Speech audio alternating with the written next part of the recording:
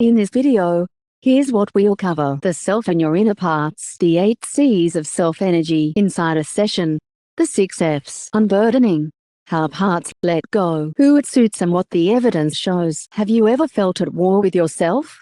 One part of you wants to rest, while another keeps pushing you to work. One part longs to speak up, while another whispers that you will only embarrass yourself. Late at night, the harsh inner voice lists everything you got wrong, even as a quieter part just wants a little kindness. If that tug of war sounds familiar, you are not broken, and you are certainly not alone. In my practice, I meet this kind of inner conflict every week, and there is a gentle way of working with it. That way is called internal family systems therapy, or IFS. It was developed by Richard Schwartz in the 1980s, and it starts from a simple, hopeful idea: your mind is not one single voice, but a kind of inner family made up of many parts, each with its own feelings and its own job.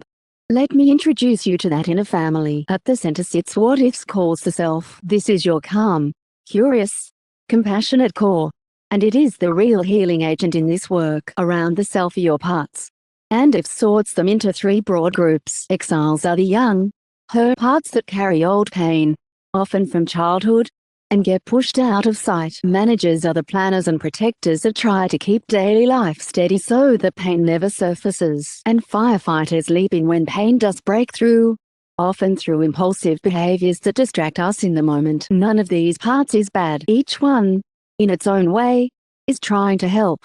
So how do you know when your calm self is letting, rather than an anxious part? IFS points to 8 qualities it calls the 8 C's. They calm, curiosity, compassion, confidence, courage, clarity, creativity, and connectedness. Here is the reassuring bit: you do not have to build these from scratch. IFS assumes the self is always there, simply hidden behind parts that are busy or frightened. When even a little of that self-energy comes online, your parts begin to trust it, and they start to relax. Now let me walk you through how a session actually feels. Working with a part follows a gentle, repeatable path that we remember as the 6 F's. First, we find the part, noticing it in the body or the mind, perhaps a tight chest or a critical voice. Second, we focus on it, turning toward it rather than away. Third, we flesh it out, getting curious about how it looks and sounds and what it does. Fourth, we check how you feel toward it. If that feeling is warm and open, your self is present. If it is not, another part is in the way, and we gently invite that one to step back too. Fifth, we befriend the part, learning its story and the job it has been carrying. And sixth, we ask about its fears, what it worries would happen if it ever stopped that job. You stay fully aware and in control the whole way through. It feels less like fighting yourself and more like meeting each part with respect. This groundwork leads to the real turning point, which IFS calls unburdening. Once a protective part trusts yourself and steps aside, you can finally reach the exile it was guarding. With my support, that part is witnessed, comforted, and helped to release the old emotional belief it may have held for decades. Nothing is deleted, and nothing is forced. Protectors that no longer have anything to guard are then free to take on kinder, healthier roles. The whole inner system reorganizes itself around a calmer, more compassionate center. So who is this approach for, and what can it offer? In our clinic, people often choose IFS when they feel at war with themselves, battling an inner critic, stuck in cycles of shame, or carrying childhood wounds that talking alone has not settled. Over time, this work can build self-awareness, ease self-criticism, improve relationships, and support people living with anxiety or low mood. It can also sit alongside other evidence-based approaches, such as EMDR or CBT, depending on what a person needs.